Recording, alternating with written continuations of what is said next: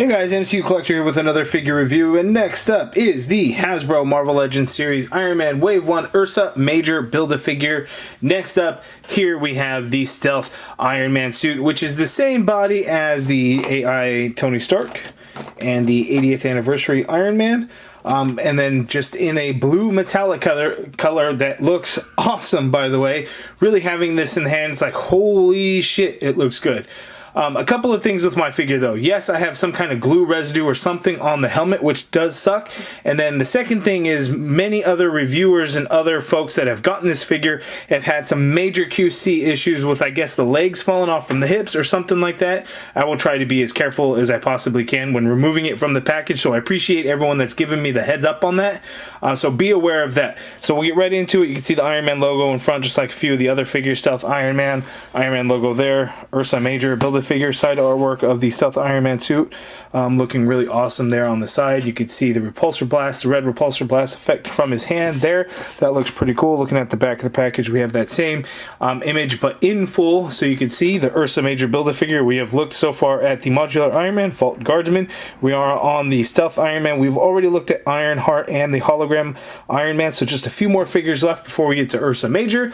The bio reads, Stealth Iron Man, the Mark 15 suit, codenamed Sneaky, gives Tony Stark a built-in cloaking system, dampening thrusters, and retro-reflective coating to deliver devastating stealth attacks on opponents.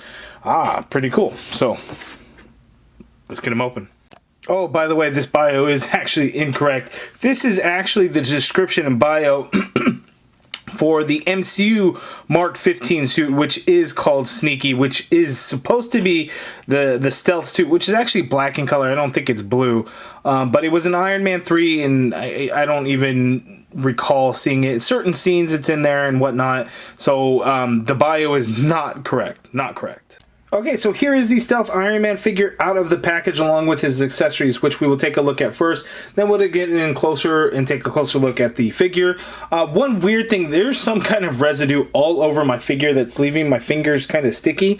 It's kind of like a powdery substance. I don't know if you're going to be able to see it on here. I'm going to zoom in, try and get a look. Yeah, I don't think you could tell, but like, oh, okay, so look around here. There's all this residue. I don't know what the hell it is, but it's some kind of sticky powder substance or something that's on there, and it's like in several different places on the figure. So I'm gonna have to kind of clean this guy up a little bit before we kind of go over some things. But first, let's go over the accessories. So here we have the repulsor blast effects. These are the same ones that we've seen a couple of times in this wave already, except these are done in a orangey red. I would have preferred a much deeper red, but these kind of are a little bit orange-like. And you know what? These also have that same residue on them. I don't know what the hell that is. It's really, really strange. We also get the repulsor blast hands. So as you can see, unlike the modular Iron Man one, these ones are the ones that are static, so there is no hinge on this. So you're just going to stick his hand out. That's it. So you could do flight poses like this, or it could be like an Addams Family thing running around. I don't know if you guys will get that joke, but yeah, there are the two hands. And then we have what looks like the left leg to the Ursa Major Build-A-Figure, and we have a nice sculpted paw down there on the bottom. So that is really cool. So we'll stick that off to the side, look at that later. And then of course the unmasked Tony Stark head, which I will see if this pops onto the modular Iron Man figure. Heads up, this head sculpt is the same as the 80th anniversary Iron Man, or Tony Stark head, the 80th anniversary Iron Man Tony Stark head, except the hair is different. So we will take a look at those as well. So same face, different hair, interestingly enough. But there it is. So now I'm going to go clean this guy off a little bit, and then we'll take a closer look at him. Okay, so I kind of cleaned off the figure the kind of the best that I could. I changed the background a little bit, so hopefully the blue on blue wouldn't be so bad. So now that we have red in the background. So a few things with this figure. Looks really good. I still have a little bit of glue residue or something here on the faceplate, a little bit right there, and just under the eye lens, the eye slit there on his left. Not a big deal. I mean, it sucks, you know, when there's QC issues, but luckily my hips are good on this guy. There's nothing falling apart or anything. I'm not moving him around like crazy. I am being a little extra careful, so when you get yours, do please be cautious on that. Now, a couple of things. Now, looking at images from the stealth suit in the comics, the Model 7, one thing that I think this figure is fairly accurate. The repulsor wasn't actually red in the comics, but one thing, the arc reactor, the shoulder pads, it had more of this kind of look. Now, obviously, Hasbro wasn't going to use this figure because then the arc reactor would be a different shape when it should be round. So I think that's why they went ahead and just kind of did this. This figure is essentially the exact figure as the 80th anniversary. There's really nothing different to it other than putting on the upper arms correctly on the right side. But it's the same exact figure here. That's not a problem to me. It still looks really good. I really like the way they did the metallic blue.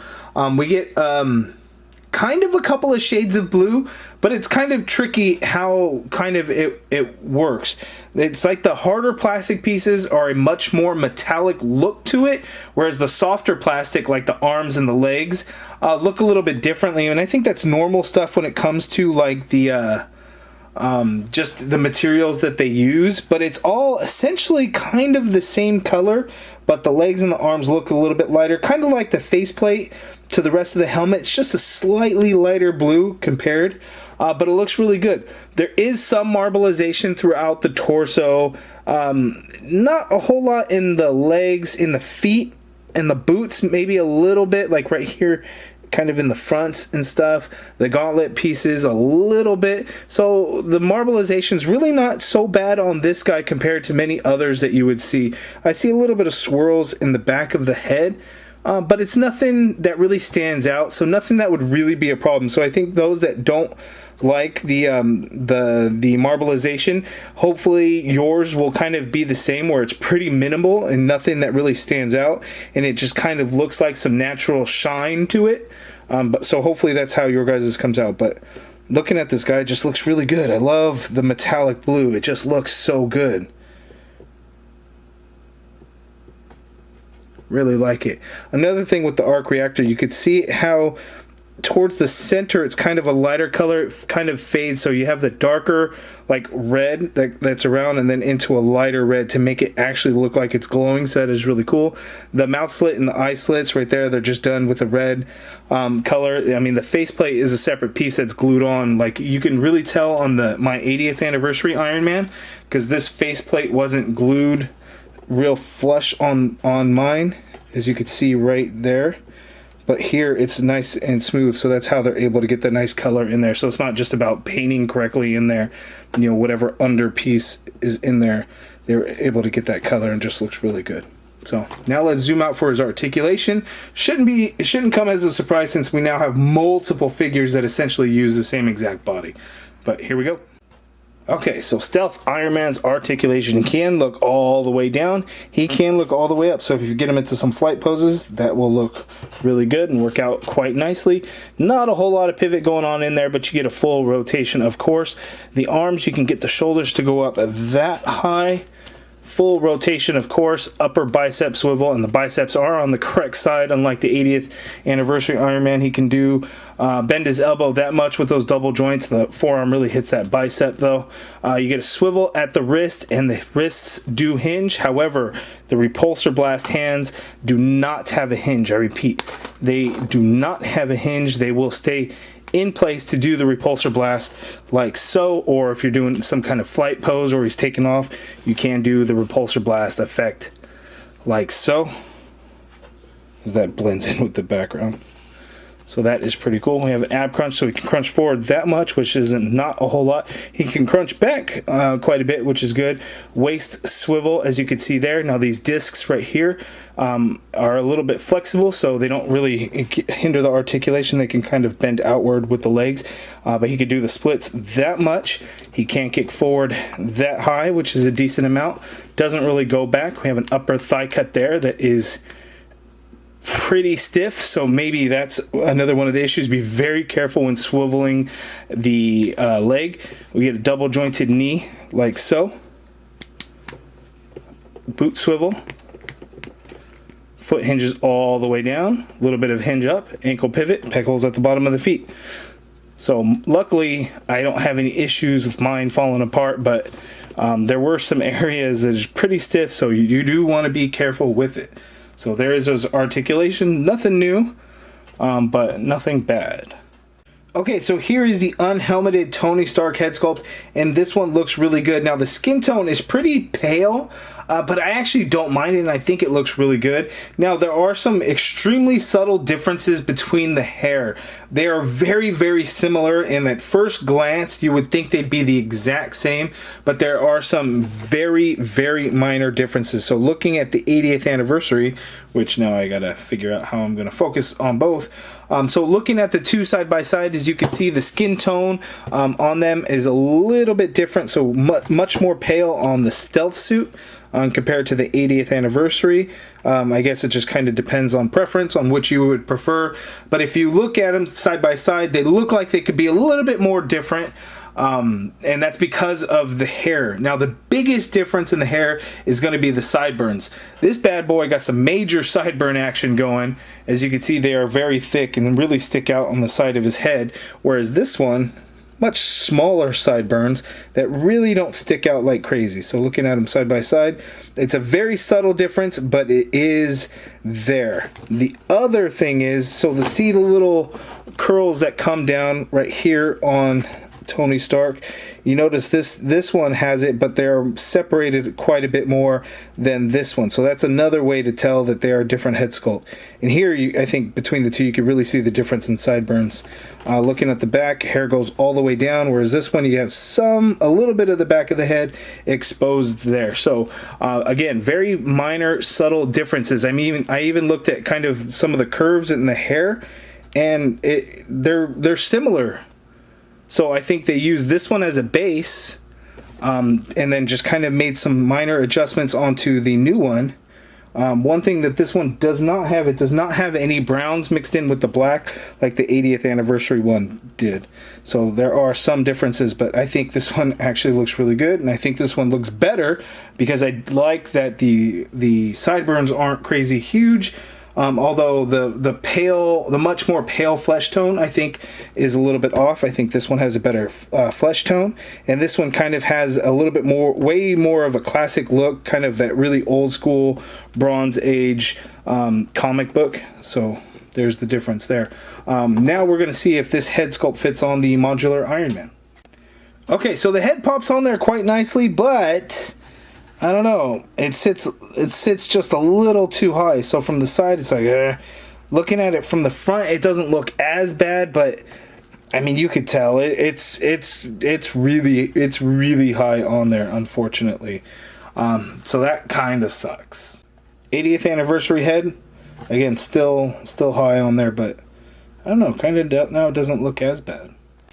Somebody had asked me before if the Invincible Iron Man Tony Stark head would fit on there. It does not, and I'm not going to force it down too much. So I'm not sure how it would look. It would probably still look a little high.